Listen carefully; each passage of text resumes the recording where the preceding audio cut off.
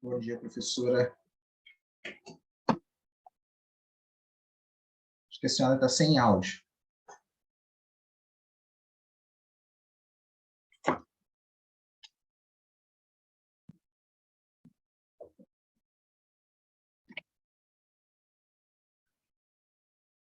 Bom dia. Bom dia, tudo bem? Agora já estou bem. Tudo bem, sim. Então tá bom. Eu vou fazer o papel de moderador e aí vamos esperar o pessoal chegar. A sessão começa às 8h30, né? Sim. Mas eu quis ver se estava tudo a Sim, funcionar, por isso é que entrei sim. um pouco mais cedo. Ok? Importante. Está tudo bem aí pelo Brasil? Graças a Deus. Tirando que tá ruim, o resto tá bom. Pode reclamar, não. Estamos com saúde, graças a Deus, então tá tudo bem. Muito bem.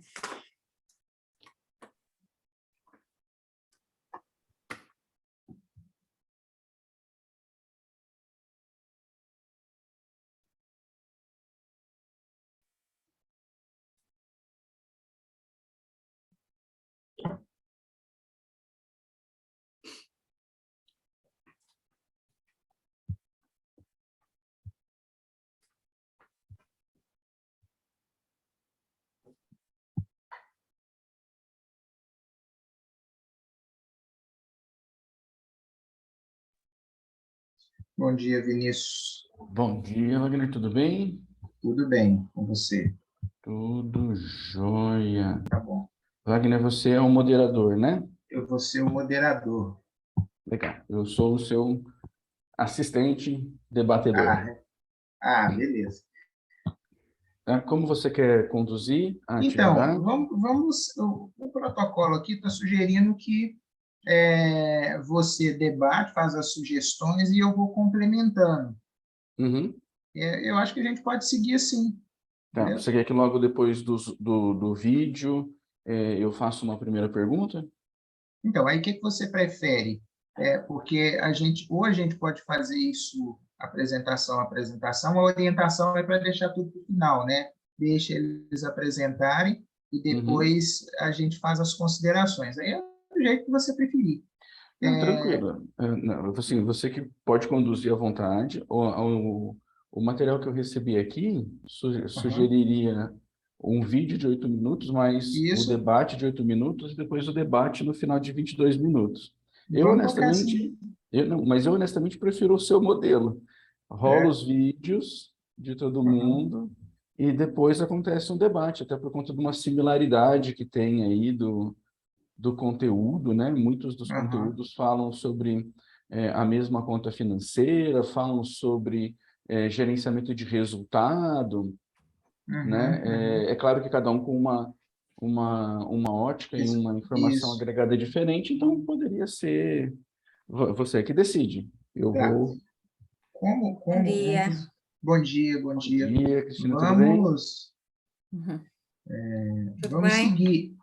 Tudo ótimo. Tudo ótimo. Uhum.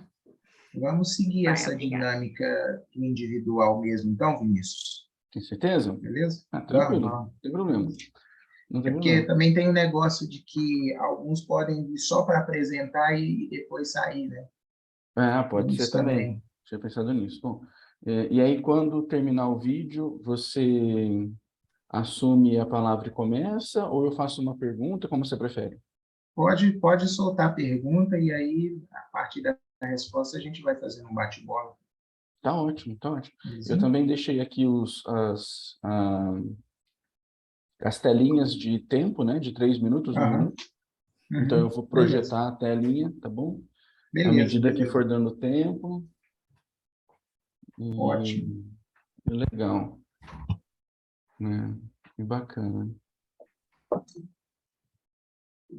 Já deixei os vídeos abertos, então eu compartilho o vídeo, certo? Beleza. Eu preciso Excelente. só trocar aqui. E você é de onde? Eu sou da cidade de Bauru, mas eu estou em São Paulo agora. Sim. Você é É, eu, aluno aí da USP ou eu sou aluno do professor? Mackenzie. Do Mackenzie? Eu sou aluno do Legal. Mackenzie, do programa de doutorado aqui de administração, né? Com ênfase em Aham. finanças, a linha de finanças. Ah, legal. Estou participando a primeira vez aqui Do do SEMEAD? SEMIAD, né? Ah, legal. A primeira vez. E quem que é seu orientador? A orientadora é a Michele Jucá, minha Ah, orientadora. sim. Legal. Muito bem, mas já está com a tese em andamento, já tem Não, tempo, essas coisas? eu comecei a fazer o doutorado esse Agora? semestre.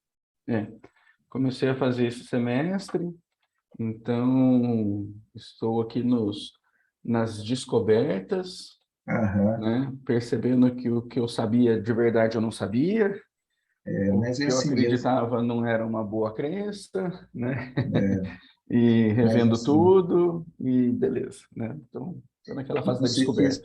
você fez mestrado em administração também? Eu fiz mestrado em administração, né? Uhum. Mas eu fiz com ênfase em negócios internacionais, porque eu queria fazer em finanças Ah, tá. internacionais, né? Mas eu não Aham. consegui essa questão, então eu fiz em negócios internacionais para manter uma certa proximidade, Uhum. né? E agora eu pego o doutorado com as finanças e sigo mais próximo aí do que eu desejo chegar a fazer um dia, né? Uhum. Uhum. Estou construindo aí Legal, devagarzinho. legal, legal. Então tá, estamos avançando. É.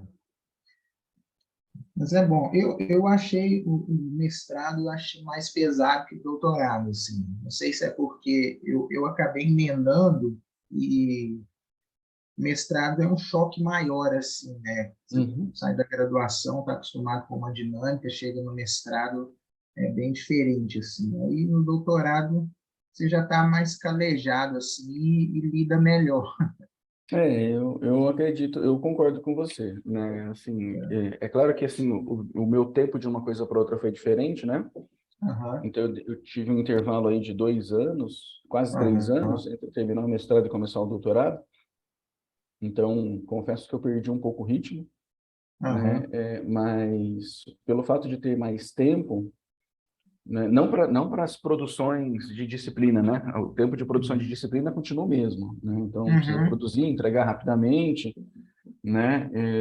Para mostrar potencial, acho que é mais para mostrar potencial do que para mostrar qualidade, né? aham, E depois que terminam os créditos aí, as aulas obrigatórias, aí a gente tem bastante tempo para trabalhar artigos e a tese em si, diferente do mestrado uhum. que precisa ser tudo um desenrolado contínuo, né? É Ser verdade. tudo uma coisa sequencial bem planejada, né? Bom dia, professora Márcia, tudo Bom, bem? bom dia, tudo bem? Eu estou já, e E aí, você? professora Márcia, bom dia, querida, tudo bem? Tudo bem, tudo bem. Tudo ótimo, graças a Deus. Aqui tá frio.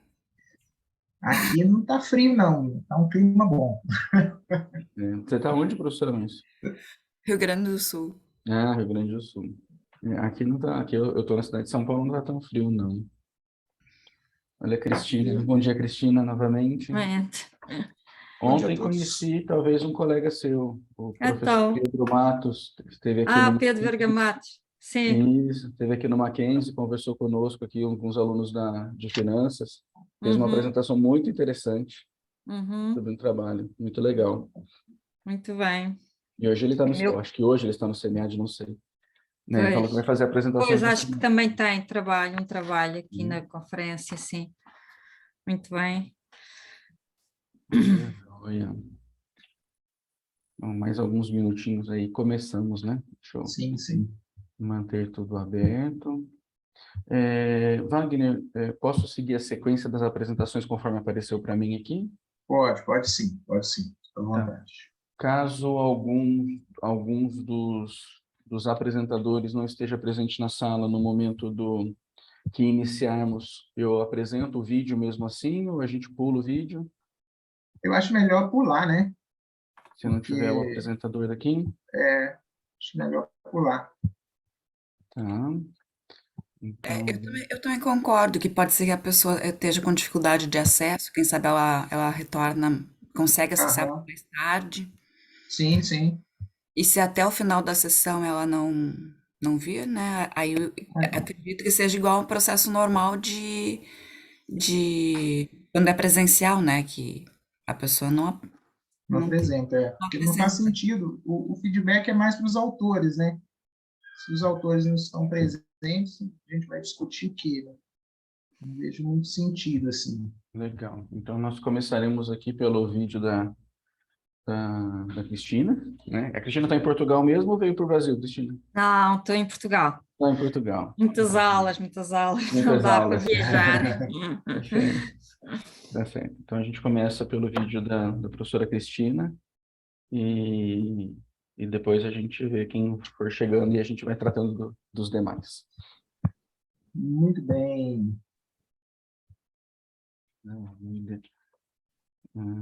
Deixa eu ver aqui.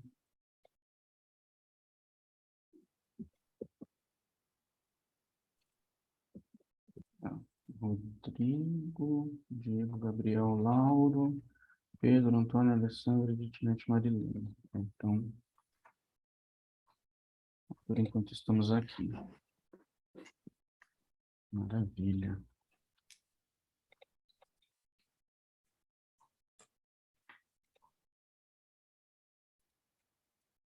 Aqui.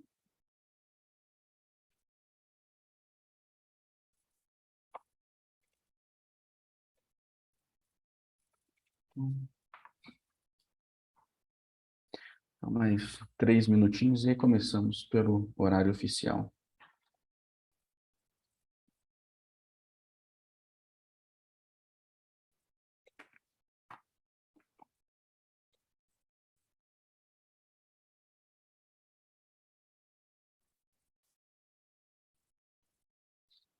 Rodrigo, bom dia. Bem-vindo.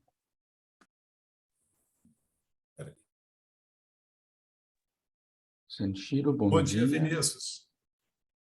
Bom dia, tudo bem aí? Tudo jóia? Bom dia, Cristina. Bom dia, Wagner. Wilson, Márcia. Bom Bom dia, dia. Rodrigo. Tudo bem? Tudo jóia? Bom Então, dia.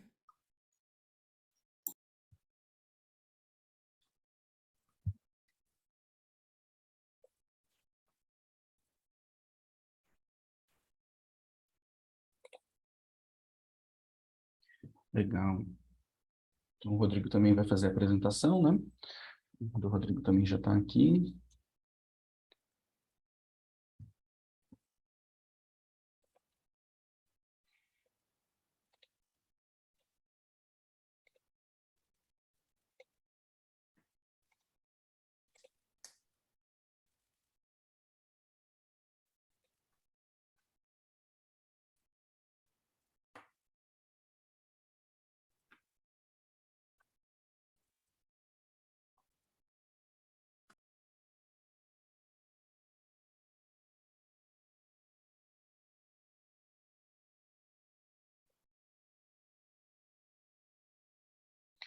Diego Dantas, bom dia.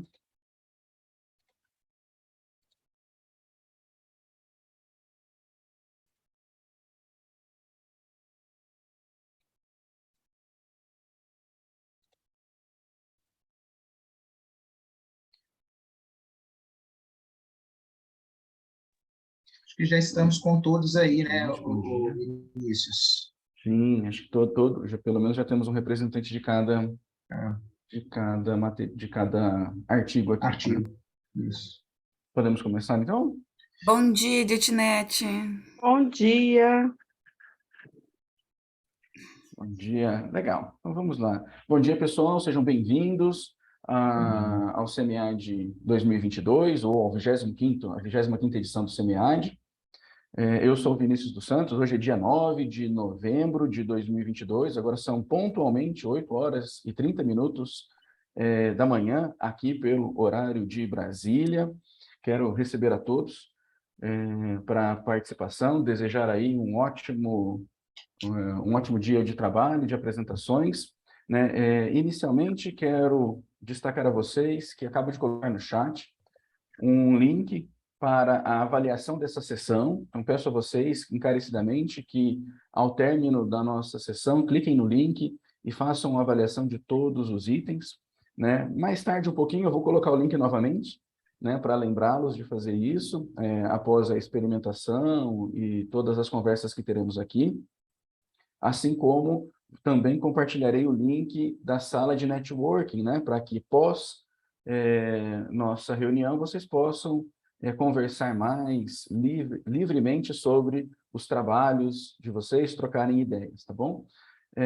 Talvez vocês já saibam, mas não me custa replicar, que essa sessão é uma sessão de 1h30 minutos, será dividida em 8 minutos para cada vídeo, mais 8 minutos de debate individual para cada tema, e ao final, 22 minutos de uma conversa geral, legal? Né? Durante os debates, eu compartilharei a minha tela para lembrá-los dos minutos restantes, já que temos 8 minutos para debates individuais, então, quando restar 3 minutos para o final, eu vou dar um primeiro alerta, quando restar 1 minuto, darei o segundo alerta, para que possamos manter aí o nosso horário, tá bom? Tudo bem? Bom, quero convidar agora o professor Wagner Antônio Marques, que será o nosso moderador, para recepcioná-los, dar boas-vindas e apresentar outros recados. Wagner, bom dia, seja bem-vindo. Bom dia a todos. Espero que a gente tenha uma boa estada aqui, discussão. A gente vai seguir o protocolo do evento, o Vinícius vai ser aí o agente principal, e à medida que ele for fazendo as considerações, eu vou complementando. Todos nós já vimos os vídeos, lemos os artigos, e aí cada um vai fazer as suas considerações sempre no sentido de contribuir aí com os autores e trazer reflexões para que os trabalhos tenham um maior potencial aí de alcançar um periódico, que é o que a gente sempre busca, né? Muito obrigado aí, Vinícius, te devolvo a palavra e pode seguir o protocolo. Obrigado. Então, vamos começar as apresentações dos vídeos. Vamos seguir a ordem, né? Vamos, então, iniciar a apresentação pelo tema Earnings Quality and Investment Efficiency, European Evidence, da professora Cristina Gaio, que gentilmente participa conosco, diretamente de Portugal. Vou compartilhar a minha tela, junto com o vídeo e o som do meu computador aqui para vocês. Caso não estejam ouvindo, por favor, sinalizem. Olá a todos. O meu nome é Cristina Gaia e vou apresentar um trabalho realizado com os meus coautores Tiago Gonçalves e João Cardoso. Este trabalho aborda e relaciona 2 tópicos muito importantes na literatura de contabilidade e finanças: a qualidade da informação contabilística, mais especificamente a qualidade dos resultados, e a eficiência dos investimentos.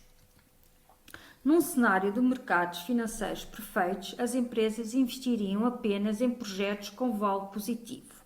No entanto, os mercados não são perfeitos, existindo imperfeições que podem levar a situações de sobreinvestimento, ou seja, aceitar projetos com valo negativo, ou de subinvestimento, ou seja, rejeitar projetos com valo positivo. Assim, os fatores que afetam as decisões de investimento continuam a ser uma questão de investigação fundamental em finanças. Como tal, este estudo pretende analisar a relação entre a qualidade dos resultados e a eficiência dos investimentos no contexto europeu, considerando para o efeito empresas cotadas e não cotadas. É também analisado o potencial papel que as restrições financeiras podem ter na relação entre a qualidade dos resultados e a eficiência dos investimentos.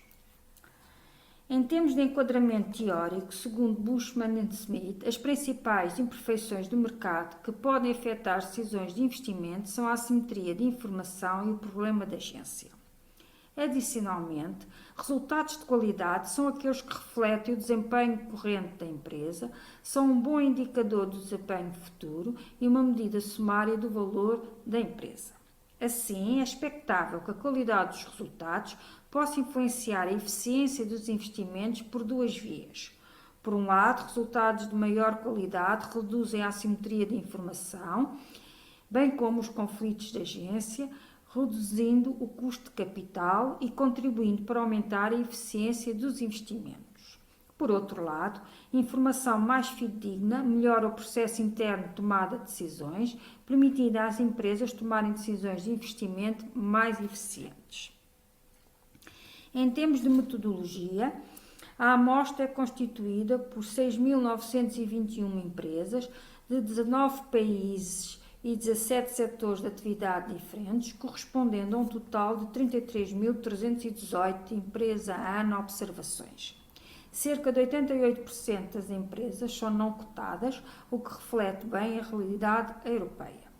Como medida de qualidade dos resultados, foi considerada uma das medidas mais usadas na literatura, a Cruise Quality, calculada com base no modelo de Deschamps e de Schaeffer. A medida de eficiência do investimento, também amplamente usada na literatura, foi calculada com base no modelo de oportunidades de crescimento de Beidel et al. Em termos de modelo empírico, a variável dependente, ID, resulta dos resíduos do modelo de investimento, ou seja, representa os desvios ao valor esperado do investimento. Foram consideradas 3 variáveis dependentes para a construção dos diferentes cenários. Os resíduos em valor absoluto, representando a magnitude dos mesmos, os resíduos positivos, representando as situações de sobreinvestimento, e os resíduos negativos, representando as situações de subinvestimento.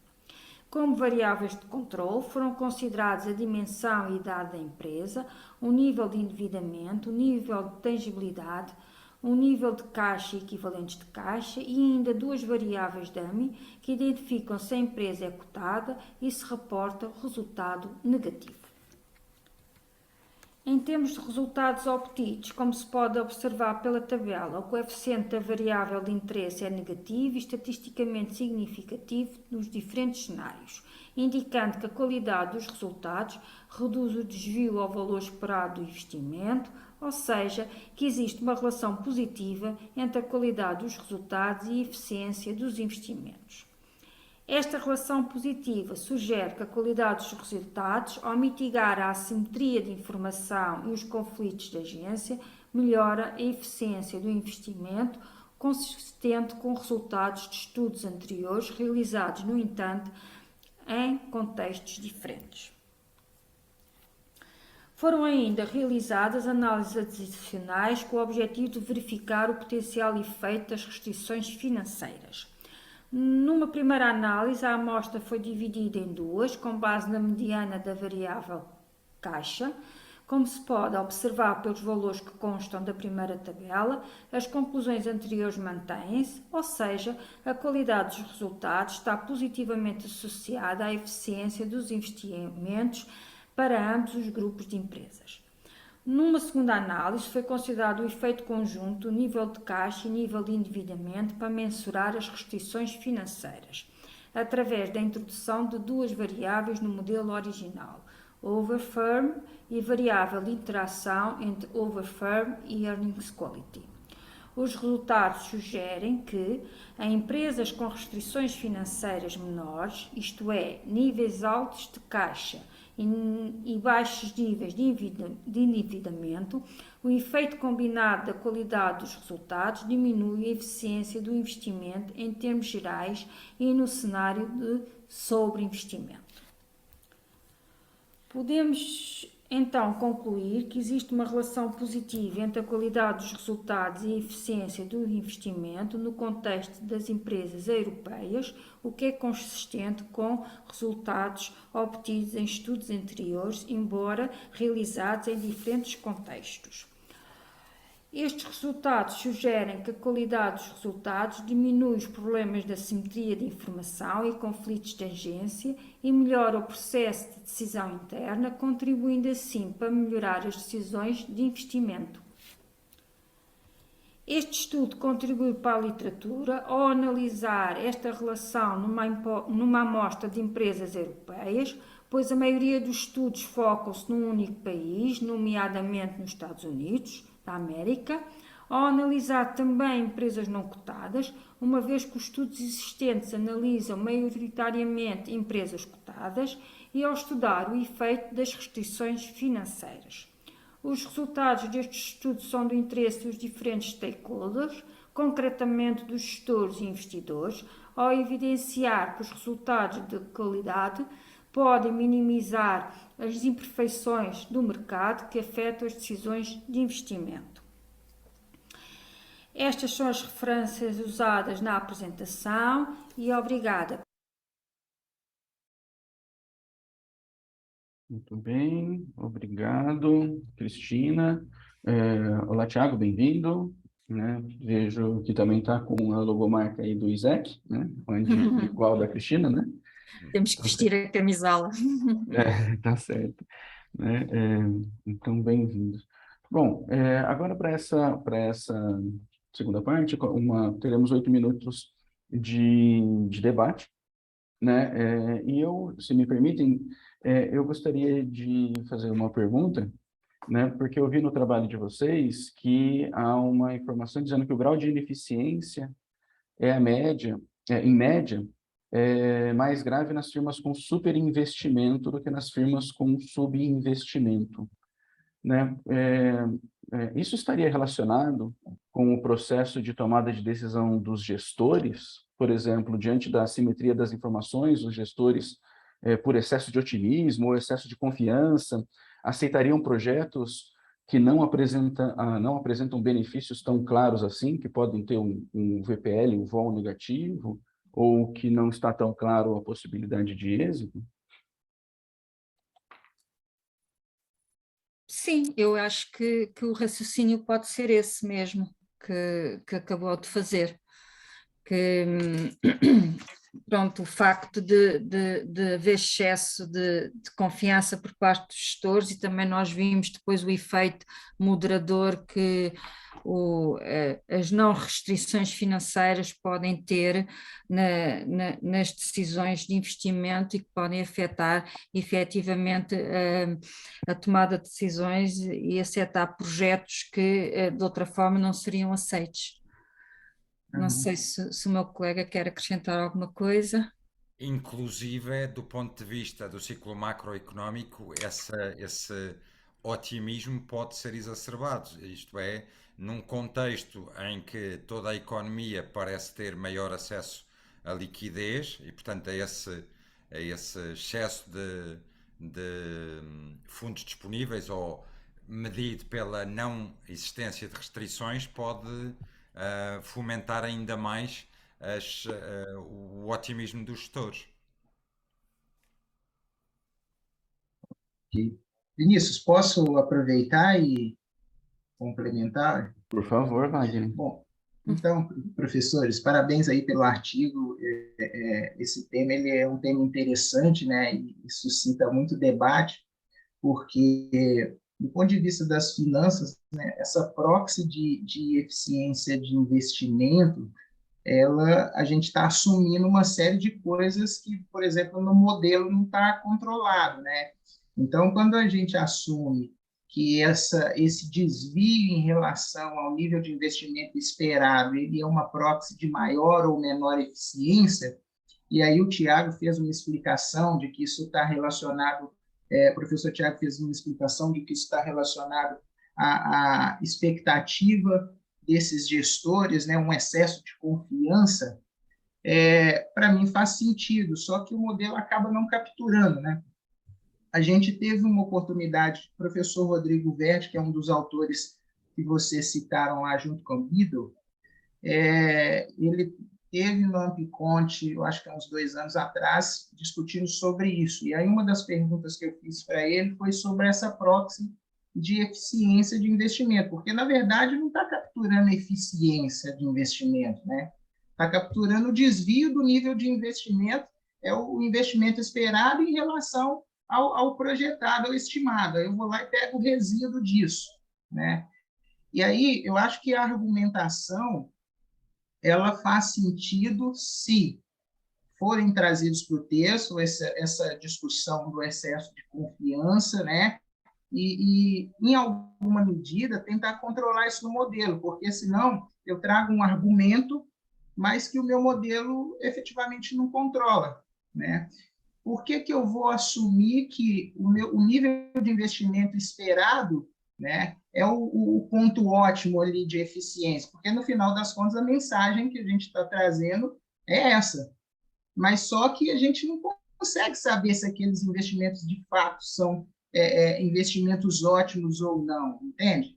Então, eu acho que tem uma questão conceitual aí, e que, a despeito de vocês terem se sustentado na literatura, do ponto de vista das finanças, ela precisa ser melhor defendida e, em alguma medida, tentar mostrar empiricamente que essa proxy de eficiência ela faça sentido, né? Eu acho que é uma questão que vocês precisam enfrentar aí. E tem outra coisa, né? Aí uma outra sugestão. O que eu acho que precisa ficar mais evidente assim no paper, o que ele traz de diferente, né, ou além, ou de agregado em relação, por exemplo, aos trabalhos seminais que vocês trouxeram lá do Guido ou do Verdi, né? Porque, no final das contas, eles fizeram a mesma coisa, só que com outra amostra. E aí, qual o avanço que o paper vai trazer, né? Pensando numa publicação em um periódico de fora? Porque alguém que já teve contato com essa literatura anterior pode falar, tá, legal, o trabalho está conduzido, tem as fragilidades similares ao artigo seminal lá, mas o que avançou em relação ao anterior? Eu acho que isso é um ponto que vocês precisam dar uma evoluída, pensando numa publicação em um bom periódico, porque na revista os revisores têm sempre mais tempo e tem como é que fala? O fato dele ser anônimo, né? Isso acaba o encorajando a ser mais crítico e coisas do tipo. Mas parabéns aí. Uma outra, não sei se eu posso, Rodrigo, continuar e fazer uma pergunta. Se os autores quiserem fazer algum comentário, fique à vontade, tá? Em primeiro lugar, agradecer os comentários porque são realmente pertinentes e permitem melhorar o artigo. É verdade que a medida tem erro, mas ela da maneira que ela está construída, ela segue basicamente dois grandes princípios. O primeiro é a ideia de que o investimento é contextual. Ele vai depender daquilo que é a disponibilidade de fundos e a liquidez de mercado num dado momento. E, portanto, a própria medida captura de forma robusta, digamos assim, essa ideia de contexto que está muito implícita no desconto, no valor presente líquido. Em Portugal nós dizemos valor atual líquido vale. A segunda questão é a questão do contributo. Quando comparamos com literatura existente, muita dessa literatura está centrada em cima dos Estados Unidos. A Europa tem um contexto de estrutura de financiamento das empresas que é significativamente diferente. Nós dependemos, francamente, do financiamento bancário, onde a assimetria de informação é menor e, à partida, a questão da gestão dos resultados coloca-se de forma diferente, no mínimo, na medida em que os bancos se comportam como insiders. E, portanto, seria interessante perceber, digamos que o contexto da Europa joga contra o problema de investigação ou contra a literatura existente e, portanto, desse ponto de vista, pode haver aqui informação adicional relativa ao contexto de financiamento na Europa, que é diferente dos Estados Unidos. Okay? Mas agradecemos mais uma vez e temos noção que realmente há a necessidade de deixar bem claro esta diferença de contexto que pode introduzir a relevância do problema numa geografia diferente. Excelente, excelente. Obrigado. Só aproveitando o reforço da sua fala, assim, como os argumentos que você traz em relação ao contexto, eu acho que eles fazem todo sentido. Mas aí, reforçando, eu acho que eu faria testes adicionais tentando controlar esse ambiente macroeconômico no contexto europeu, em que medida o que você espera, né, a hipótese por trás do argumento, ela vai ser observada empiricamente, porque aí reforçaria em alguma medida a utilização da proxy e também os resultados, né? Mas é isso. Obrigado. Professor Vinícius, por nada. Imagina, obrigado, Wagner, parabéns mais uma vez aí, Cristina e Tiago, pela apresentação do trabalho. Lembrando que após a nossa sessão, será aberto lá a sala de networking e vocês terão bastante oportunidade para continuar discutindo, trocando ideias, complementando informações, né, ajustando eventuais delimitações do tema e tudo mais, tá legal? Né? Então, desculpa pelo tempo restrito aqui. Agora vamos ao segundo trabalho, intitulado A Influência da Intangibilidade no Risco da Firma nas Empresas Mais Inovadoras do Brasil. Né? É um trabalho apresentado pelo Pedro Jorge Pinheiro da Silva, Antônio Rodrigues Albuquerque Filho, Alessandra Carvalho de Vasconcelos, Edith Nete André Rocha Garcia e Marilene Feitosa, da qual temos alguns participantes aqui presentes na sala, correto? Vou compartilhar com vocês a minha tela e apresentar o vídeo. Olá, você, participante do 25º SEMEAD e que acessou a nossa apresentação. O nosso estudo ele tem como objeto a intangibilidade no risco da firma e tem como locus as empresas mais inovadoras do Brasil.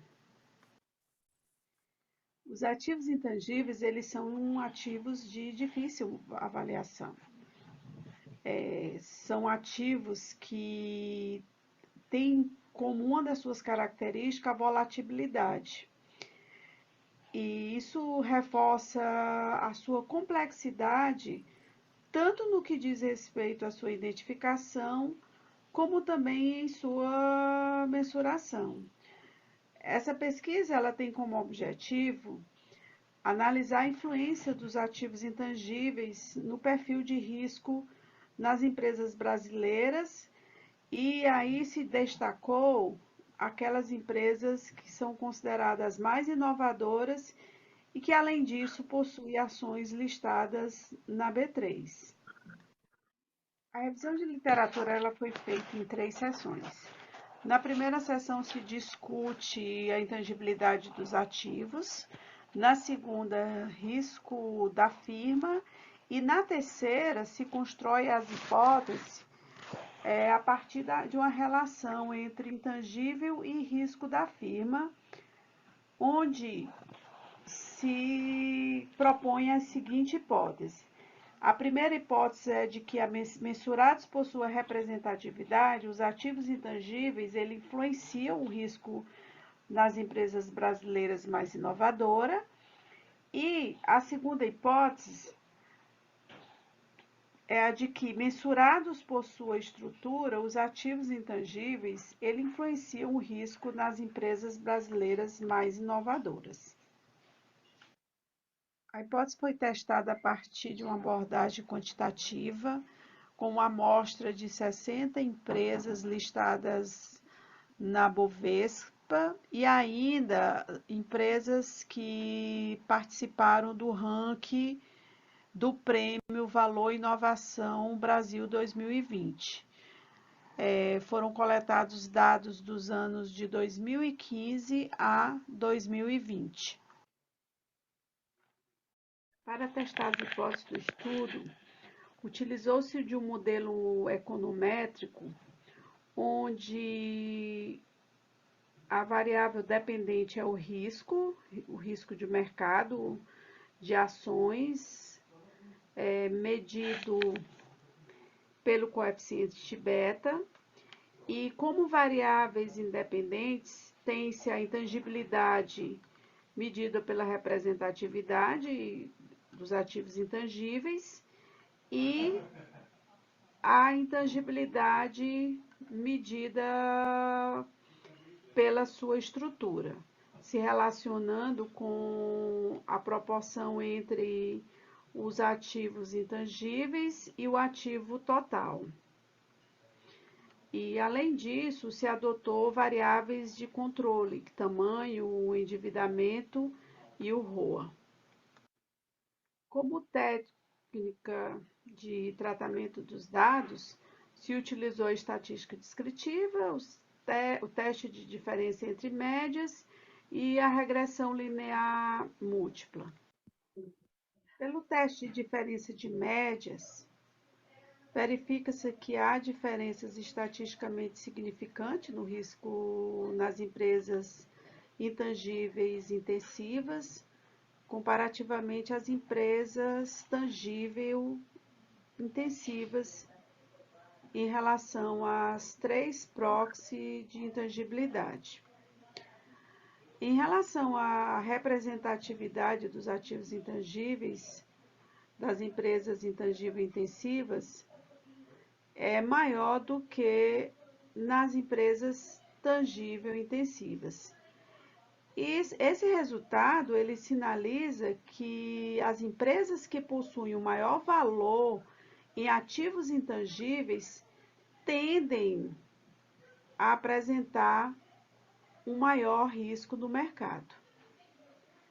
Tais achados eles vão de encontro a outros estudos, né, que verificaram que uma vez que é dado os níveis de incerteza e especulação para o tratamento dos intangíveis, acabam direcionando ao aumento de risco que afetam a avaliação dos cenários favoráveis durante o processo decisório.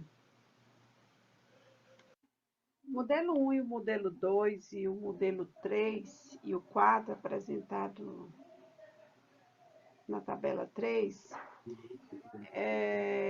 testa a relação entre representatividade e risco em empresas brasileiras mais inovadoras.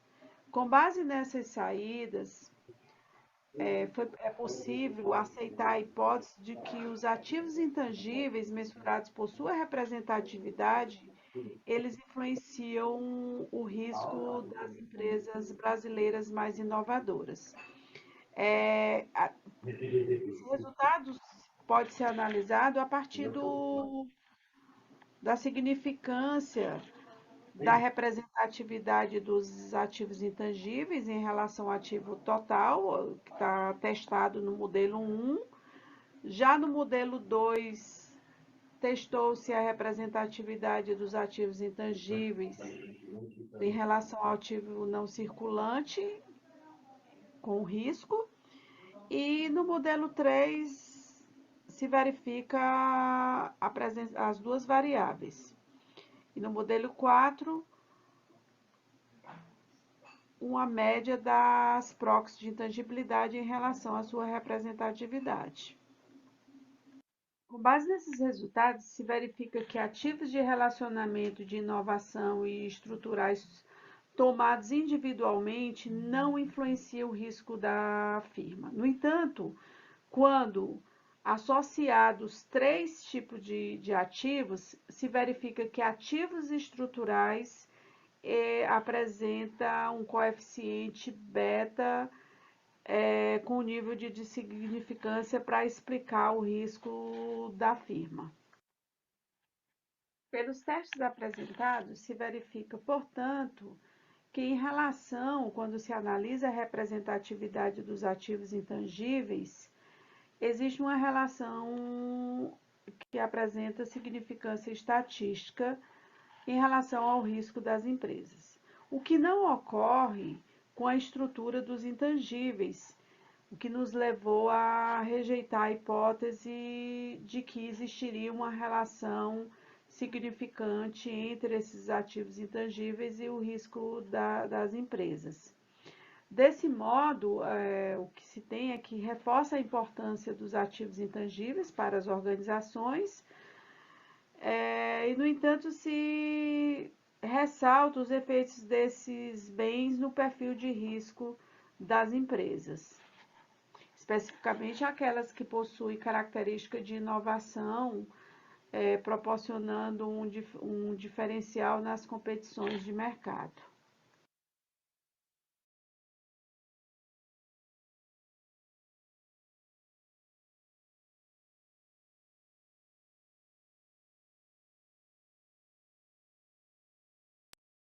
Bem-vindos de volta, né? Após o vídeo aqui da apresentação do artigo, né? Parabéns aí pela apresentação. Então, agora daremos início ao debate de 8 minutos aqui. né? Eu fiz uma anotaçãozinha rápida aqui. Se a organização é intangível intensiva, a única forma dela atrair investimento seria oferecer uma taxa de retorno mais alta, Ednet, pelo estudo que vocês estão fazendo, né? Ou haveria alguma outra forma de tentar mitigar o risco dessa empresa que é intangível intensiva? Conseguiram, os dados mostraram alguma possibilidade? Os estudos de caso mostraram alguma coisa? Não, na verdade, os dados por si só são aqueles coletados a partir das demonstrações contábeis. Nós sabemos que, em termos de dados que são reconhecidos, eles são aqueles que preenchem todos aqueles critérios de reconhecimento de ativo, né? Ou seja, dentre desses critérios, a gente tem a, a mensuração da probabilidade de geração de benefícios futuros. Logo, de uma certa forma, tais ativos intangíveis, para que você consiga trazer mais informação, ou mitigar risco, eu entendo, né? E aí a gente precisa se aprofundar mais nessa questão de que, reduzindo a simetria informacional, trazendo maiores informações acerca dos projetos relacionados a esses ativos intangíveis, eu acho que se teria, de uma certa forma, a mitigação desse risco. Um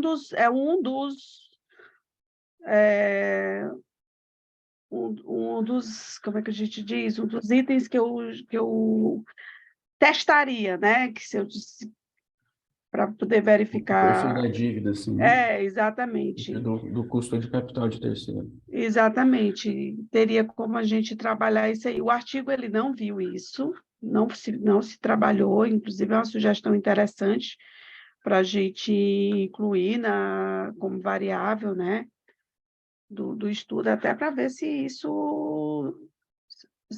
tem alguma relação.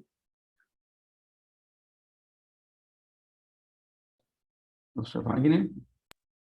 Muito bem. Bom dia, professora Bom Ednet, dia. parabéns aí pelo artigo. Eu vou fazer algumas considerações rápidas aqui, mais para reflexão, né? Primeiro, vocês se enfrentaram aí um desafio hercúleo, né? De olhar a associação entre risco da firma, risco de mercado, né? E proxy de risco e intangível a partir de dados contábeis, que, sobretudo no contexto brasileiro, são dados muito frágeis, porque boa parte do intangível ele não vai estar capturado lá nas demonstrações. E aí eu acho que isso já é um grande problema, assim, do ponto de vista metodológico, porque até olhando pelos modelos, só o último lá que teve significância estatística geral, né? E tem alguns indícios, assim, a partir dos resultados, de que esse conjunto de dados aqui, ele não vai conseguir te dar uma resposta dentro do que se esperava. Até porque essa proxy de risco que vocês usaram, ela é mais ampla, né? O mercado ele captura muito mais informação do que o que a gente vai ter disponível lá na informação contábil e, sobretudo, no que diz respeito ao intangível. Então, o que eu penso que vocês precisam dar uma refletida assim? Primeiro, tentar aumentar essa amostra aqui, de modo que vocês tenham mais dados de intangível, né? Mesmo sabendo das fragilidades, mas esse conjunto de dados aqui, ele está sinalizando que não está explicando muita coisa, né? Tanto olhando para as proxies para a métrica de capacidade de explicação do modelo, quanto olhando para a significância geral do modelo, né? Certo. E eu imagino que por causa da quantidade de observações e da própria fragilidade do intangível lá no balanço. Porque se vocês não conseguirem resolver isso em alguma medida, essas relações que vocês estão encontrando aqui, elas são espúrias, assim, não dá para explicar muito, né? Uhum. E aí eu acho que esse é o grande desafio, né?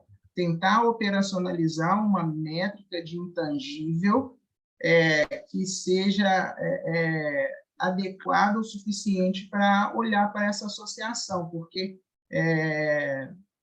esse intangível lá da contabilidade, ele vai ser muito ruim, assim, porque a gente quase não reconhece o intangível que está que vai para o balanço, né? O intangível existente, assim.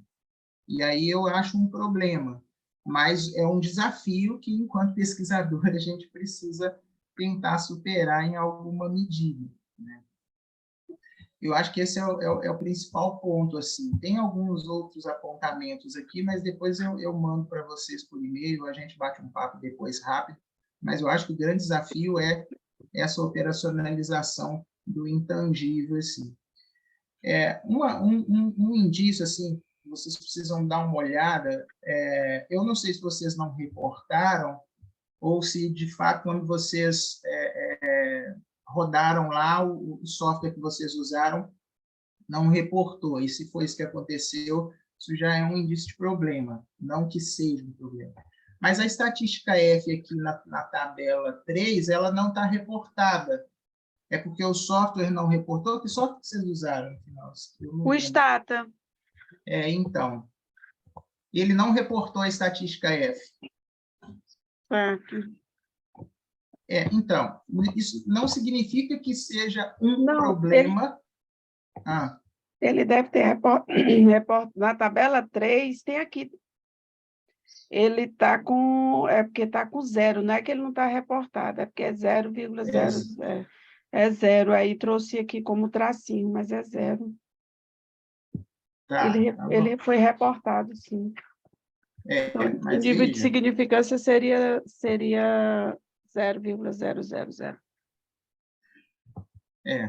Mas se você olhar os p-valores da estatística WALT também, elas já estão indicando problemas. Aí eu daria uma olhada, assim, porque isso é um sinalizador de que tem que dar uma olhada. Tá certo. Aí uma outra sugestão, só para ver se eu não estou acostumado a ver o dado reportado desse jeito, na tabela 2, tá? Só mais um minuto, mas só uma dúvida. Você reportou aqui, ó, a primeira linha tem o título lá, na segunda linha tem risco, G1, né? E depois o G2. Aí você colocou assim, eu estou entendendo que você comparou o grupo 1 com o grupo 2, correto? Exatamente. Tá, e por que tem duas estatísticas de significância, uma na primeira linha e outra na segunda, que eu não entendi? Você está falando desse 0,068? Tá, eu estava falando no primeiro, mas vamos nesse mesmo, no risco aí. Aí tem o grupo 1 e o grupo 2, ok? 214 observações na primeira linha, 176 no outro. Aí tem a média dessa métrica de risco. Aí tem a significância. Tem duas. Se você está comparando esses dois grupos, se eu entendi certo, eu esperaria aqui uma estatística.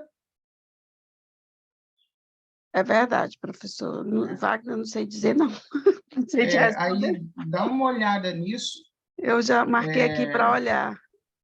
Beleza. Bom, a gente não tem mais tempo, mas qualquer coisa, depois a gente dá um jeito de bater um papo. Parabéns aí pelo trabalho e sucesso. Obrigada, viu? Eu posso apenas fazer uma consideração, juro, um minutinho, a título de contribuição, assim. É questão mais metodológica, porque a gente tem um probleminha na apresentação entre a concordância entre o título, a questão problema e o objetivo. Um fala de influência, outro fala de relação. E pelo que eu li no seu trabalho realmente trata de relação. Então, seria importante fazer esse ajuste metodológico, né, tanto no título, quanto no objetivo, quanto na questão problema. E também o Wagner fez um comentário ali, assim, em relação às hipóteses, e eu senti a necessidade de ter um sinal dentro das hipóteses, um sinal positivo ou negativo. Na sua fala, você até fala em significante ou não significante, né? Então, eu entendo, principalmente nesse tipo de trabalho, que o sinal, o que você espera? Uma relação positiva ou uma relação negativa? Em ambas as hipóteses também precisa acontecer essa alteração. Essa seria apenas para título de publicação posterior, né? Fazer esses ajustes mais metodológicos. Obrigada, professora Márcia. Legal, obrigado, professora Professor Márcia. Robert, eu acho que pediu para fazer uma consideração rápida. É bem rápido, tá bem rápido. Parabéns pelo artigo, a ideia acho que é interessante. Entretanto, a variável dependente, eu acho que tem um problema. Eu não utilizaria o β, que é o risco sistêmico, eu utilizaria o risco não sistêmico, que vai ter mais variabilidade e provavelmente encontre algum efeito significativo. Fora do que o Wagner já colocou, ou seja, a amostra é muito reduzida e esses outros que também eu confirmo e ressalto. Muito obrigado. Obrigada. Obrigado, professor. Obrigado, professor, pela participação.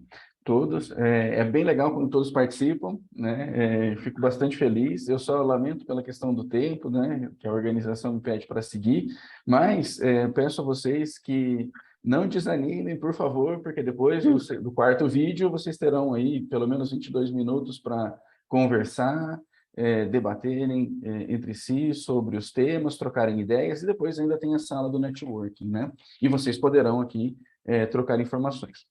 Também um aviso rápido que a organização me passa aqui, pedindo para que vocês registrem, anotem no chat, por gentileza, o nome de vocês, apenas como uma confirmação da lista de presença, apesar de eu já ter registrado aqui o nome de todos vocês, mas eles pedem, já que essa conversa também ficará gravada, né, e disponível para vocês no portal do SEMEAD em alguns dias, tá? Então, obrigado. Passamos agora a um vídeo sobre o artigo intitulado Uso dos ativos fiscais diferidos como gerenciamento de resultado dos bancos listados no Banco Central do Brasil, produzido por Rodrigo Ferraz de Almeida, né? O Rodrigo está aqui presente conosco, então compartilhando o vídeo. Rodrigo Ferraz de Almeida, FUCAP Business School. Estou aqui para apresentar o artigo O uso dos ativos fiscais diferidos como gerenciamento de resultados dos bancos listados no Banco Central do Brasil. Então, a importância dos ativos fiscais diferidos, ele parte do pressuposto que ele é usado de forma discricionária, né, através da toda a resolução, as resoluções e as legislações pertinentes. E, basicamente, o próprio setor bancário, ele é muito específico, né, principalmente pelo volume de estoque que os bancos têm dentro dos ativos fiscais diferidos.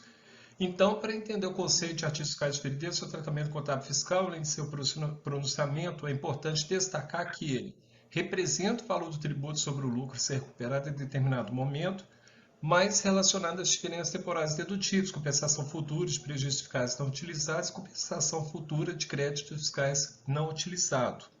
E também, dentro desse conceito, eu busquei a provisão de crédito de liquidação duvidosas como sendo a métrica, né, através do gerenciamento de resultado, sendo utilizada essa métrica e o uso dos ativos fiscais diferidos como complemento dessa pesquisa, porque através dos ativos fiscais diferidos eu posso perceber se há gerenciamento de resultados ou não por provisão de crédito de liquidação duvidosa.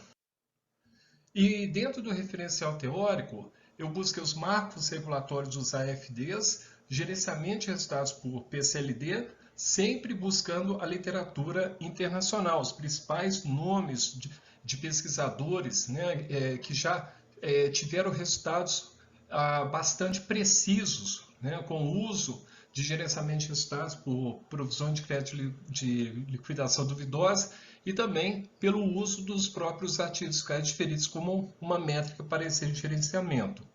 Então, a hipótese do trabalho. Quanto maiores os AFDs, maior nível de gerenciamento de resultados por PCLD dos bancos. E a metodologia, busquei o segmento bancário de 2016 a 2020, né, totalizando 122 bancos, e através de 3 equações. Então, essas regressões, a primeira e a segunda, eu fiz o componente anormal da provisão de crédito de liquidação duvidosa. E a equação 3, o componente normal da PCLD, sendo o objetivo do trabalho é o quê? É para saber se através da PCLD há um gerenciamento de resultado usando os AFDs como métrica para componente anormal e como componente normal, sendo o foco principal a PCLD. Então, a equação 1, primeiro faço a regressão e através dos resíduos da regressão da equação 1, vou fazer o que? A métrica, né, da PSLD anormal. Tá?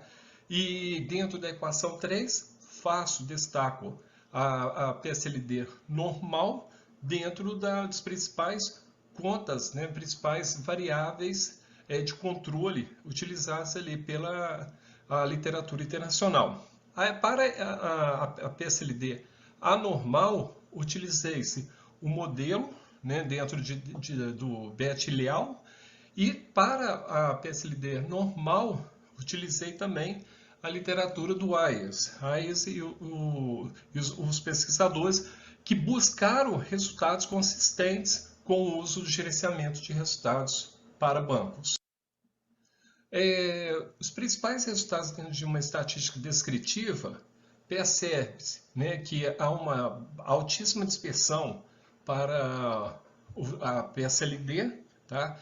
E mais ainda para a PSLD anormal, ou seja, significando que tem bancos que possuem, né, estoque de provisões de uma forma mais ampla, abrangente, lembrando que todos os valores foram escalonados pelos ativos totais, né? Só que a PSLD normal, ou seja, os resíduos de uma provisão, há uma dispersão ainda maior, tá? Então, significando que tem bancos dentro da equação 1 e 2, que há um certo volume bem acima com relação a outros bancos, ou seja, a inadimplência ocorrida em determinados bancos é maior do que a inadimplência ocorrida em determinados outros bancos, tá? E os AFDs também têm dispersão alta, ou seja, a consequência de inadimplência gera os ativos fiscais diferidos. Então, esses ativos fiscais diferidos, que é o componente que reduz a base de cálculo para imposto de renda e contribuição social, também tem uma alta dispersão entre bancos. Tem bancos com estoque maior, né, um volume maior de estoque com relação a outros bancos. E os resultados, então, para as regressões, foi encontrado a significância para os ativos fiscais diferidos usando a PSLD anormal. Também houve significância para o uso de gerenciamento de resultados, usando como métrica os AFDs para a PSLD normal. Então, significa que o estudo, primeiro ponto, ele vem ao encontro com a pesquisa realizada por BET-Leal, que avaliaram o gerenciamento de resultados em duas bancárias por PSLD, tendo os resultados apontados significativos para o gerenciamento. Os resultados apresentados nesse estudo exibiram que o aumento dos AFDs estão associados ao aumento de níveis de gerenciamento de resultados por PSLD dos bancos, que é dentro da hipótese 1, né? Tanto pelo seu componente anormal quanto o componente normal. Uma limitação desse estudo se restringe ao período em que os bancos digitais iniciaram suas atividades após 2016, portanto, não podendo participar dessa amostragem. E outra limitação é que não foram incorporadas orientações gerenciais nas investigações para detectar gerenciamento de resultados para as métricas de ativos fiscais diferidos. Então, as principais referências, né? FASB, que eu citei no slide da introdução, BET-Leal e o Ayers, tá? Muito obrigado.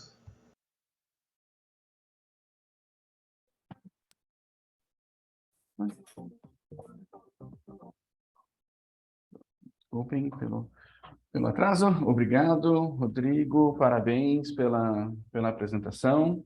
Né?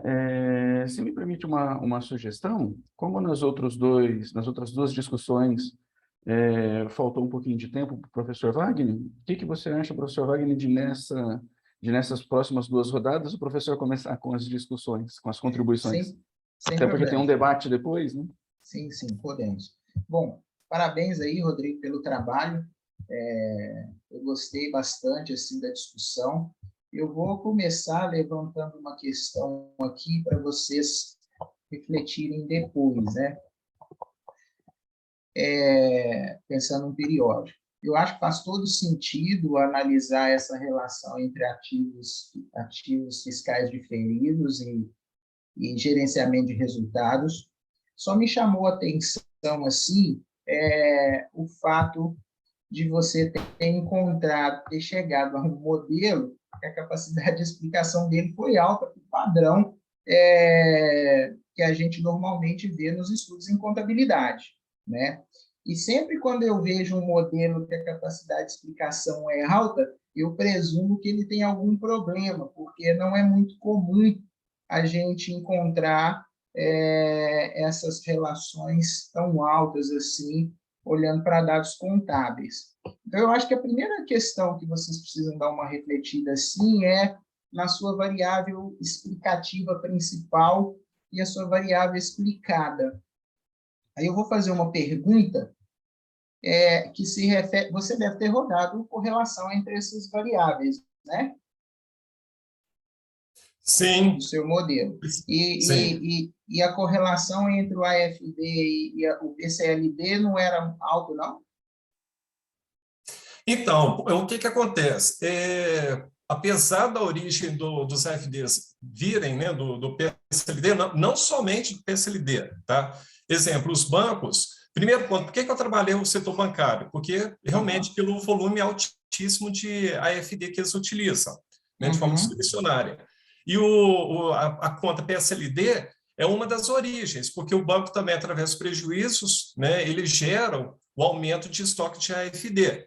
Então, realmente, essa correlação ela existe, não na sua totalidade, né? É uma correlação alta, logicamente, mas não significa que é a única correlação que existe com o PSLD.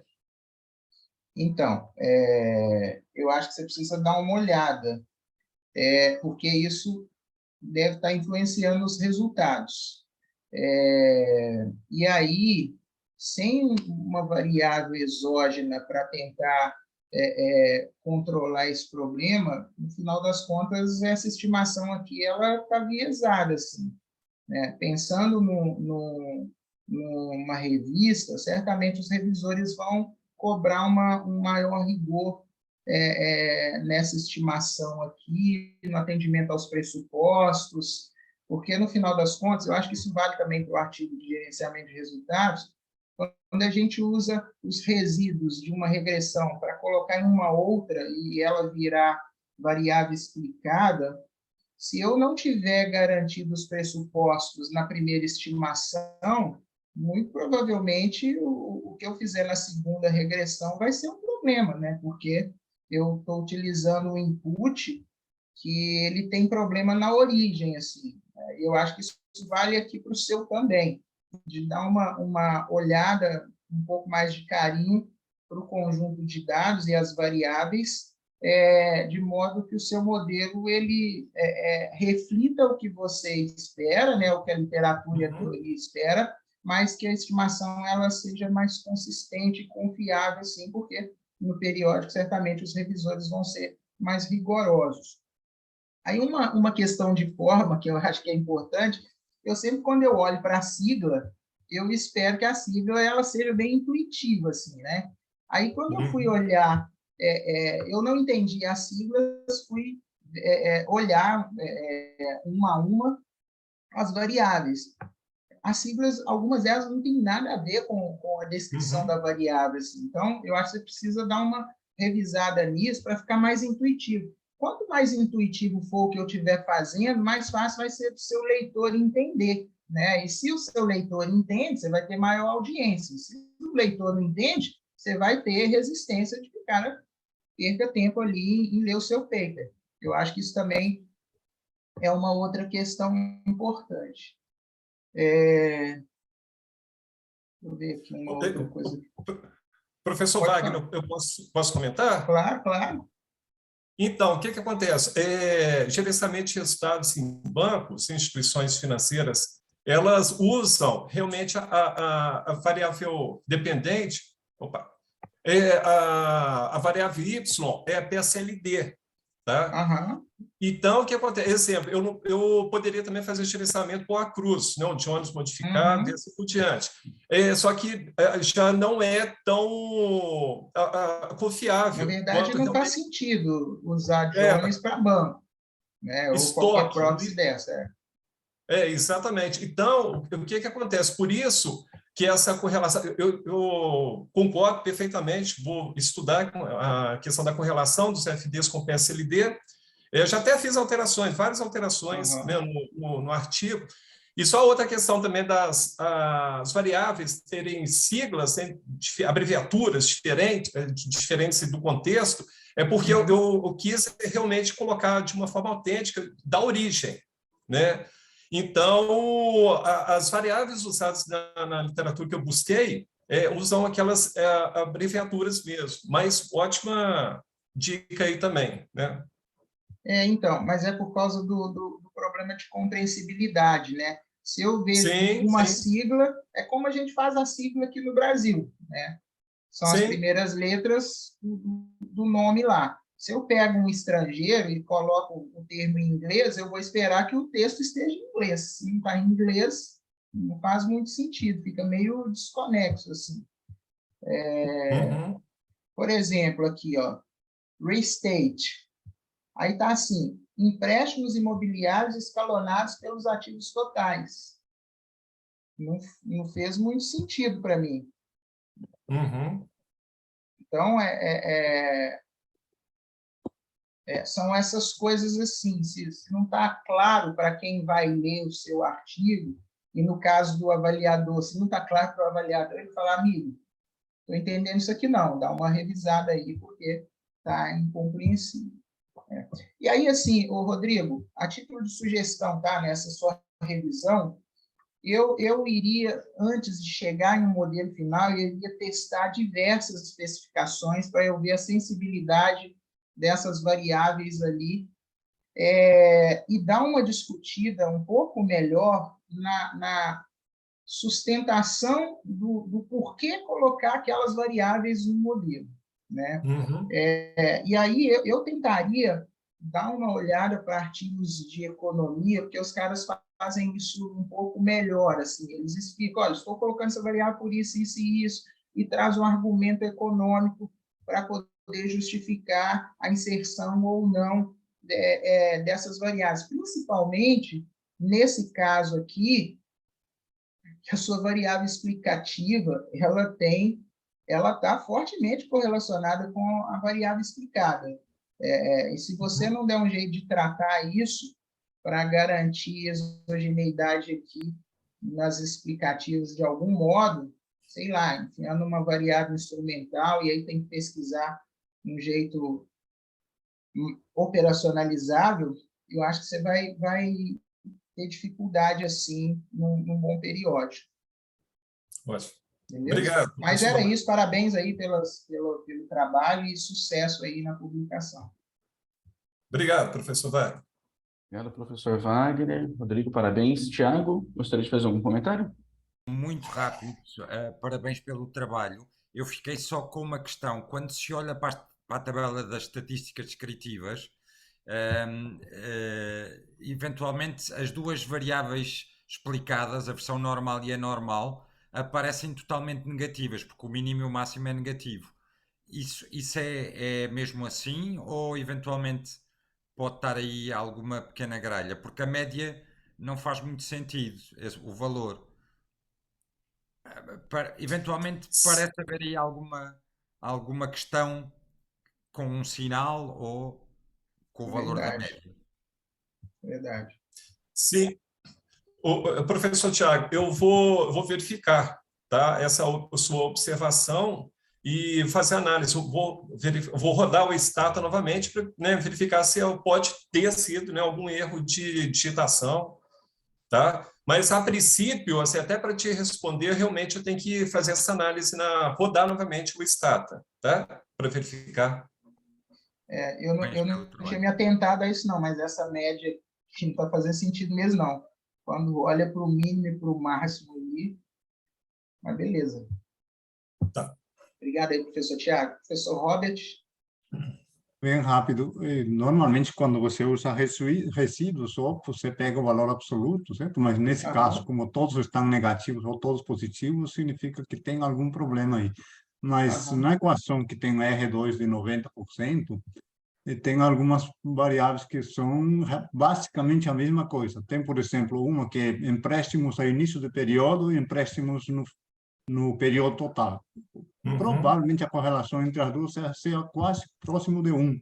E as duas sim, estando no modelo, e se você olha os coeficientes, uma cancela a outra. Uma está positiva, a outra negativa, com o mesmo valor. Isso só aumentou o R2 e comprometeu todo o seu modelo. Então, eu seguiria a orientação do Wagner, certo? Revisa variável por variável. E Sim, nesses casos, quando você tem a mesma variável proposta por dois autores, testa uma de cada vez para ver qual faz mais é, sentido, qual explica melhor, mas não é. podem estar as duas no mesmo modelo se são muito correlacionadas. Mas a ideia eu acho que é bom e dá para aprofundar um pouco mais nessa análise para ficar mais robusto.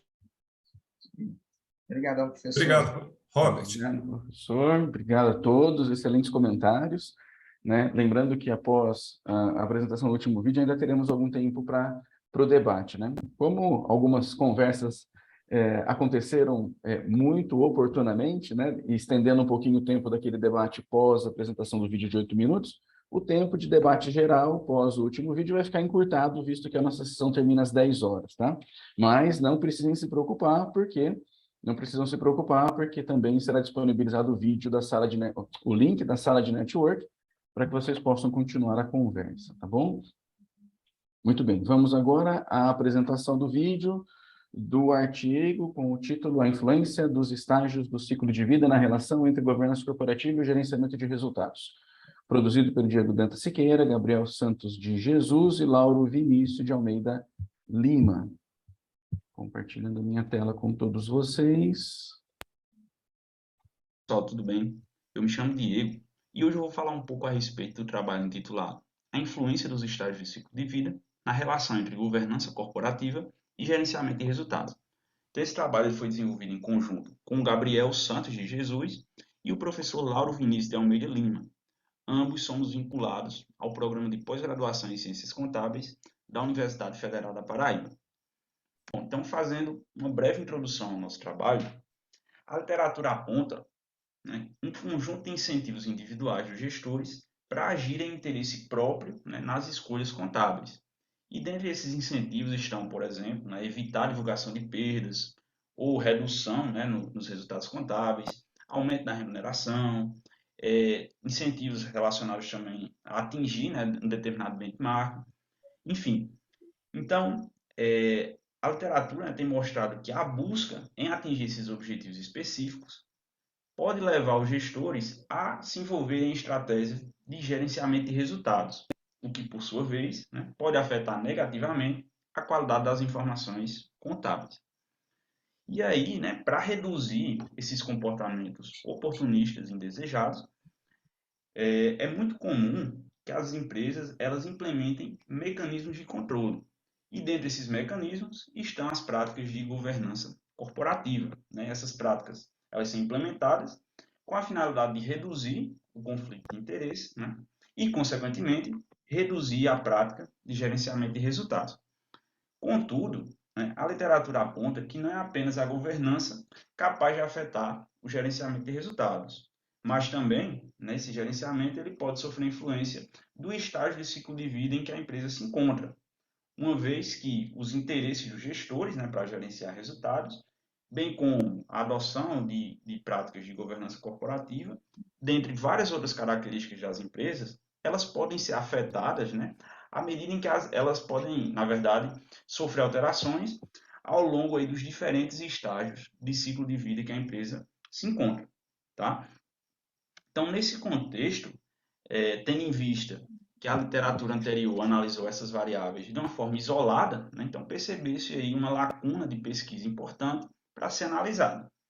Então, esse estudo, ele parte da premissa de que a eficácia da governança corporativa em reduzir, né, em mitigar as práticas de gerenciamento de resultado, ela pode ser potencializada ou atenuada a depender aí do estágio do ciclo de vida em que a empresa se encontra, tá?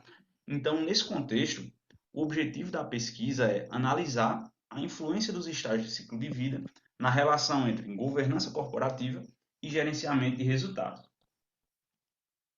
Bom, então, no referencial teórico, foi feita uma revisão da literatura, né, e foi abordado tópicos relacionados ao gerenciamento de resultados, à governança corporativa e a relação entre essas variáveis, né, ao longo dos vários estágios de ciclo de vida da empresa.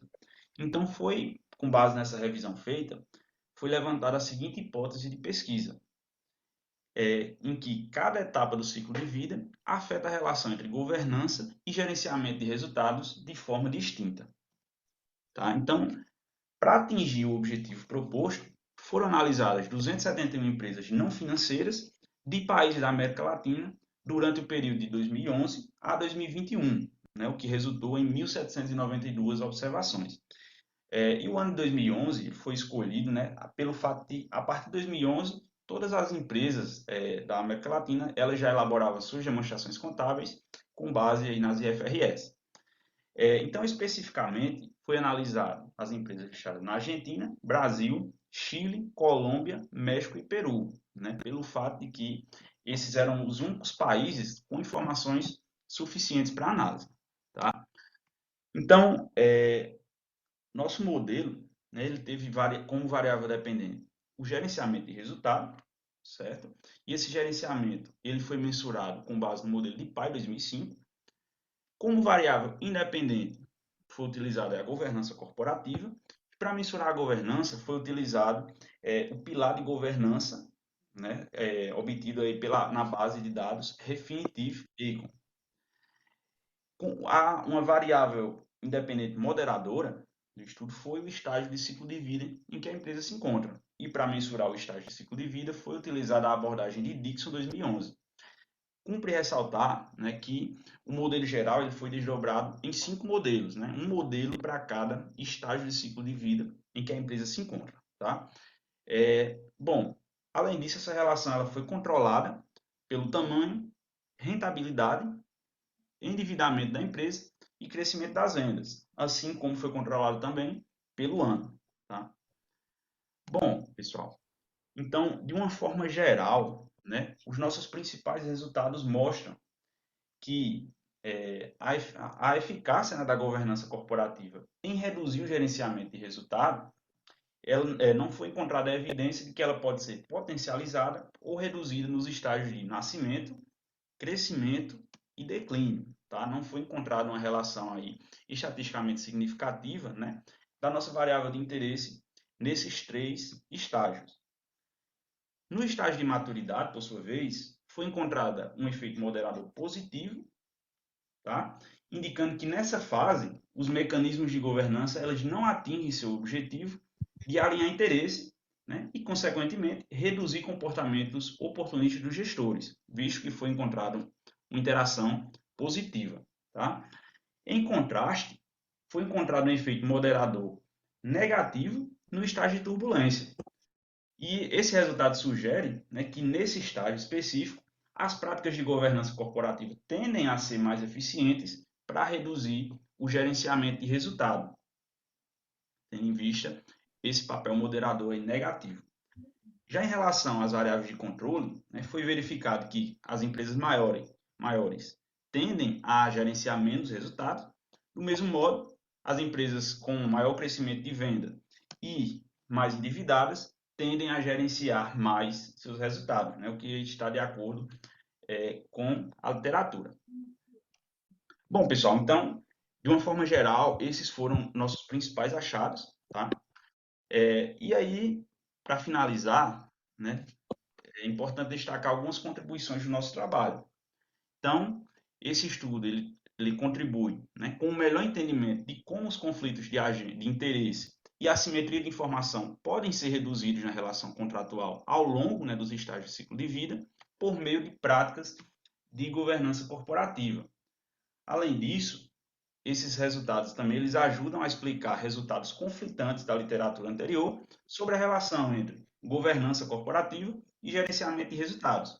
Dessa forma, né, as organizações elas podem se atentar ao estágio de ciclo de vida em que se encontram, ao sofisticar seus mecanismos de controle, né, e, consequentemente, pode contribuir para a eficácia dos mecanismos de governança corporativa nesse alinhamento de interesses dentro da empresa. Por fim, né, cabe ressaltar também que contribui do ponto de vista empírico, dada a robustez da métrica de governança utilizada, né, quando comparado a estudos anteriores, né, as métricas utilizadas em pesquisas anteriores. Bom, então, essas foram as principais referências utilizadas. Convidamos a todos a lerem o trabalho na íntegra, né, e até mais. Obrigado aí pela apresentação, parabéns. Professor Wagner, gostaria de assumir a conversa? Vamos lá. Bom, primeiro, parabéns aí pela apresentação, é Diego, né? Parabéns aí pela apresentação, pelo trabalho, eu acho que vocês fizeram um bom trabalho. Eu vou fazer aqui algumas considerações que eu acho que são importantes para que vocês melhorem aí, pensando em uma publicação. Primeiro que, assim, considerando os 4 trabalhos que eu li, né, eu acho que o primeiro da professora do Tiago e esse agora do Diego, eles estão, digamos, em um estágio mais evoluído, eles precisam mesmo fazer ajustes de argumento ou testes adicionais para que convençam melhor os revisores quando da submissão para um periódico. E aí, Diego, no seu caso específico, a primeira pergunta é o seguinte: por que você usou o modelo de pai? É a primeira pergunta. Então, professor, é porque pela revisão que a gente fez, a gente viu que, assim, todos os modelos têm limitações. Então, esse modelo de pai, ele procura justamente tentar meio que mitigar algumas limitações dos modelos anteriores, né? E ele também é bem utilizado pela literatura, então a gente optou por utilizar esse modelo. Mas, assim, não tem uma fundamentação tão robusta para justificar esse modelo, visto que também possui limitações. Eu acho que você precisa vender isso melhor no paper, né? Por exemplo, o que eu costumo fazer, né?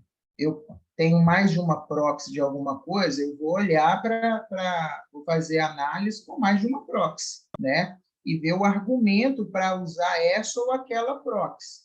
E trazer isso para o paper. Não pode ser uma escolha tão arbitrária assim, porque é bem o que você falou, todo modelo vai ter limitação, né? O modelo é uma simplificação ingênua da realidade, então não tem como o modelo atender a tudo que a gente espera.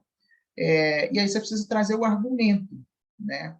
E a depender da revista que você for submeter, a depender não, né? Na maioria dos casos, o revisor vai esperar que você traga aquela proxy que é a mais aceita, sim, pela literatura.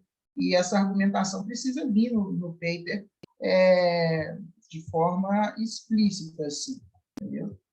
Eu acho que essa é uma questão.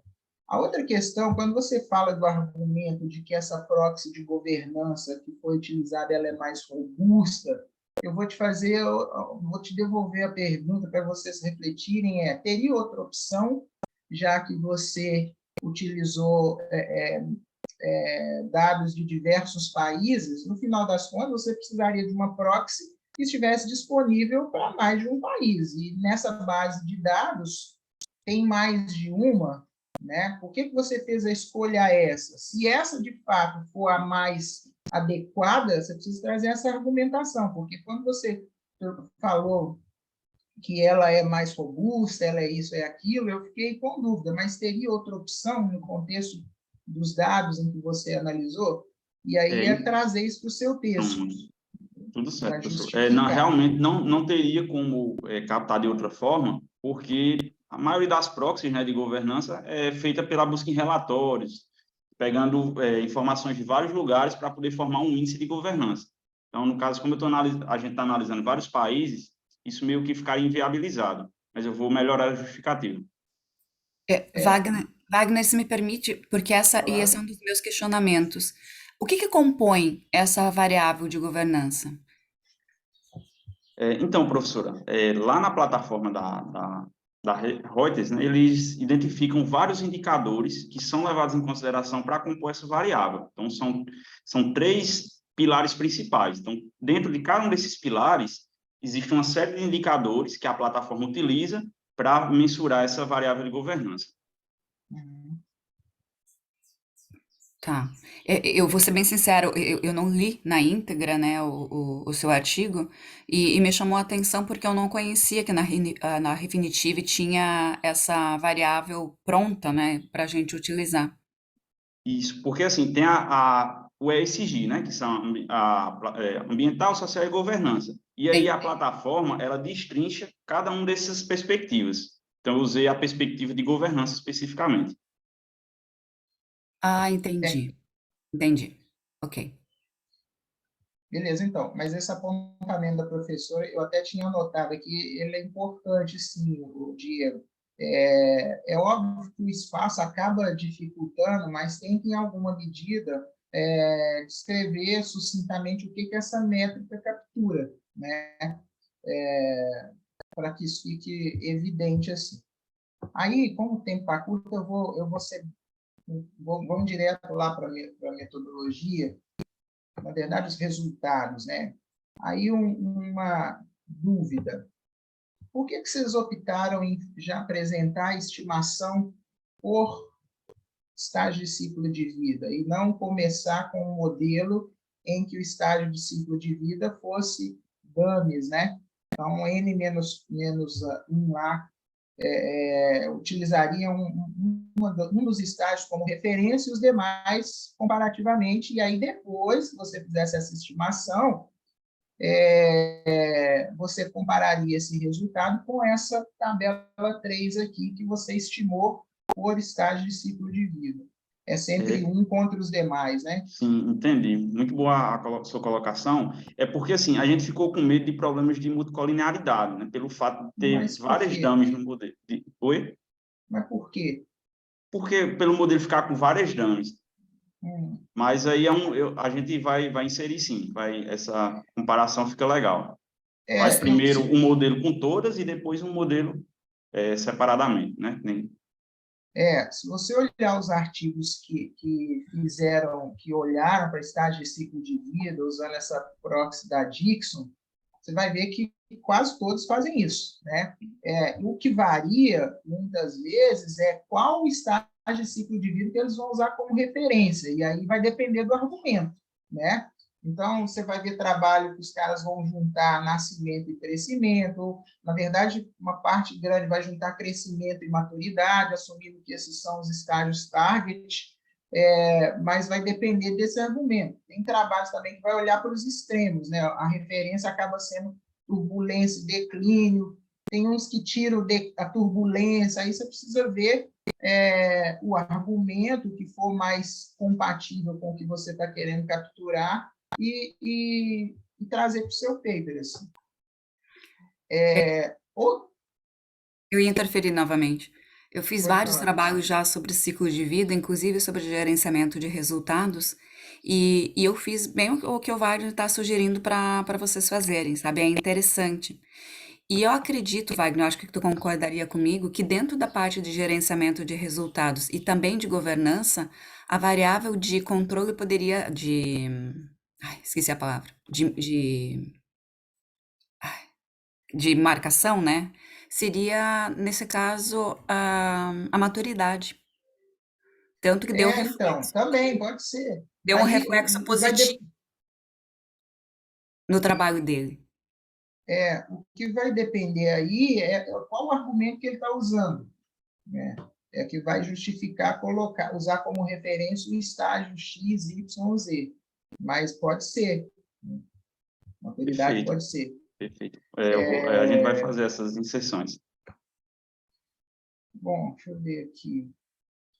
Pessoal, não precisam interromper a conversa, só um recado bastante breve. Como são 9h50 aqui pelo horário de Brasília, e a nossa sessão é de 90 minutos, com encerramento previsto para as 10 da manhã, eu preciso lembrá-los. Você cortou o áudio, Vinícius.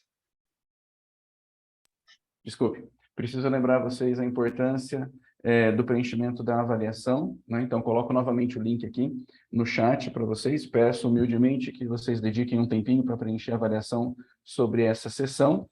E também, na sequência, vou colocar o link da sala de networking, porque, honestamente, eu não sei se a sessão será encerrada automaticamente às 10 horas da manhã, tá bom? Então, caso aconteçam, eu não sei porque eu não perguntei, tá bom? Me ocorreu agora se isso pode acontecer ou não, tá legal? Obrigado, fique à vontade, professor Wagner, professora Cristina, para continuar os comentários. Professora Cristina, fica à vontade. Pediu a palavra. Sim, obrigada. Pronto, eu queria fazer aqui algumas sugestões ao Diego e aos coautores. Eu apercebi-me que fazem o controle por ano, e a minha questão é se também fazem o controle por setor de atividade, uma vez que isso é muito importante em termos de, nós cá em Portugal dizemos gestão de resultados, portanto o controle por setor de atividade, e também uma vez que tem empresas de vários países, se controla também para os efeitos fixos por país. Acho que era importante incluir esses controlos na sua análise. E, finalmente, uma sugestão, uma vez que trabalham com a gestão de resultados em termos absolutos, de valor para ver a magnitude da gestão de resultados, e uma vez que está a analisar o ciclo de vida da empresa, se calhar seria interessante também analisar a variável com sinal, porque isso poderia tirar conclusões de acordo com o ciclo de vida que a empresa está, se a empresa terá tendência para fazer gestão de resultados ascendente ou descendente. Penso que isso iria enriquecer o vosso trabalho. Pronto, obrigada pelas Muito obrigado, professora. Posso só acrescentar uma coisa? Diego, parabéns pelo trabalho. Eu tenho alguns trabalhos feitos com o score de governance, bem como de environment e de social da Refinitiv, e da minha experiência o score de governance combinado, total, tende a ter pouca variabilidade dentro da base de dados da Refinitiv.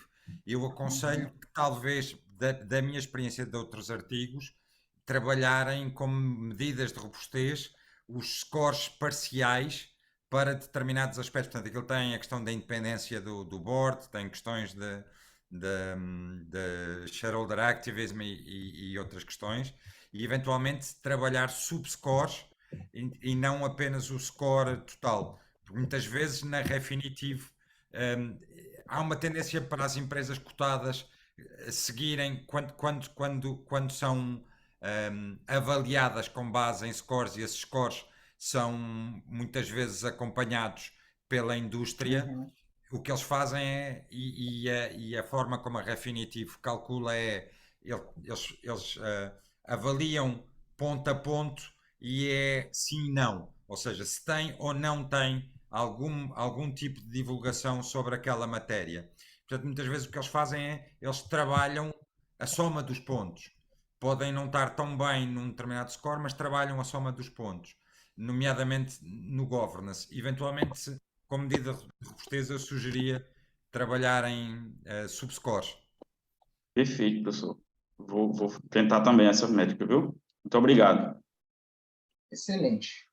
Bom, Diego, uma outra sugestão, aí é para análise adicional, eu tentaria pegar uma outra proxy de estágio de ciclo de vida e fazer a análise de sensibilidade.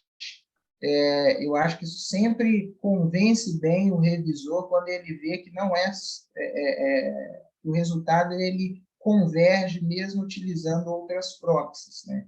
E eu acho que isso também vai te ajudar a convencer melhor os revisores.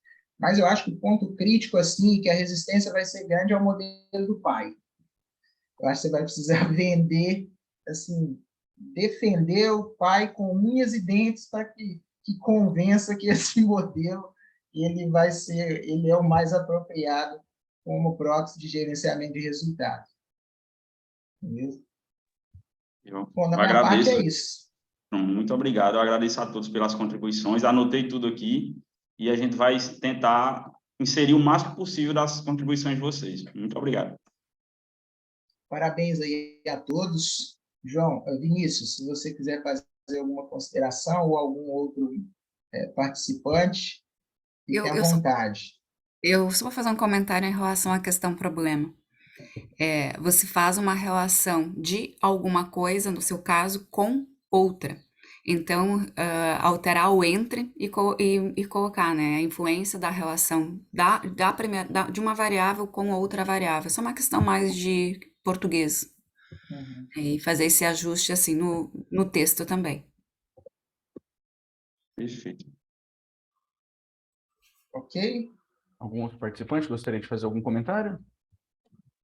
Bom, como nós temos tempo, né? Fique à Diego, vontade. parabéns pelo trabalho. Acho que já foi comentado, mas só ressaltando, aquela estratificação pelos estágios de vida, eu acho que não vai convencer, porque tem um número diferente de observações, e tem eu acho que o último tem só 50 observações, então essa coluna basicamente não, a inferência que você pode fazer sobre essa relação não vai ser nada robusta. Então, a alternativa seria agrupar e buscar na literatura quais você pode agrupar. E para o gerenciamento, eu acho que você vai ter que mostrar se uma outra medida mais padrão, certo, de gerenciamento, só para comparar, para ver se o resultado é robusto. Eu acredito que sim, porque os modelos são bem parecidos, não deve ter muita variabilidade e vai ser robusto. A questão que vão ter que questionar muito vai ser a governança, porque já tem muitos artigos comparando os ratings, certo, da Econ Refinitiv ou do Bloomberg ou algum outro, e cada um mensura uma coisa diferente. Então, aí você vai ter um trabalho muito crítico para convencer por que utilizar ele. Acho que a sugestão do professor Tiago é interessante, você mesmo, certo, extrair essa informação, já que são vários países, extrair essa informação mais detalhada, vai dar um pouquinho de trabalho, e ver em quais avaliações as empresas mostram mais diferença, e só capturar isso. Porque o que está igual para todos não vai influenciar nada, certo? Só está aumentando o índice, porque o índice vai de 0 a 100, e todos ficam lá em cima, mas eu acho que é importante você diferenciar, já que se trata disso, e talvez direcionar essa escolha dessas variáveis para o que você quer mensurar, que é gerenciamento de resultados. Certo? Quais construtos ou características da empresa estariam mais relacionadas com o gerenciamento, ou que tentariam, certo? Reduzir mais o gerenciamento, e basearia isso como uma outra medida de governança alternativa para ver se o resultado se mantém robusto. Mas outra coisa, parabéns pelo trabalho. Boa sorte, certo? A ideia acho que é interessante. Os países, o fato de você ter vários países de Latinoamérica vai fazer com que os avaliadores olhem diferente esse trabalho, tá certo? Porque se for só um país, já vai falar, não, isso que já foi publicado e é difícil convencer os avaliadores. Muito obrigado, professor. Mais alguém? Desculpe, Wagner. Não, é isso. Se tem mais alguém, senão a gente já está em vias de encerrar. Não? Ô, Diego, bom, já que a gente tem um tempinho aqui, vou aproveitar. O professor Robert falou, e o Tiago também, eu estava folheando aqui, eu vi um apontamento que eu tinha esquecido de falar. Uma alternativa, talvez, e eu vi isso outro dia num paper, para gerar uma maior diferenciabilidade nessa proxy de governança sua, é centrar, ele é um índice que varia de 0 a 100, né? E aí o cara centrou, eu vi isso outro dia num paper, o cara tinha centrado ele na média do setor. Então, no final das contas, ele estava capturando o quanto o índice de cada firma e ano estava se diferenciando em relação ao setor e ano. Provavelmente você vai capturar uma maior diferenciabilidade. Não sei se resolve, mas nesse caso o cara conseguiu vender bem. Eu não lembro o argumento, tinha a ver com a variabilidade, mas não lembro mais o que ele usou como argumento para poder fazer isso. Muito ótimo. Eu vou procurar esse paper também para talvez já melhore a questão da variabilidade.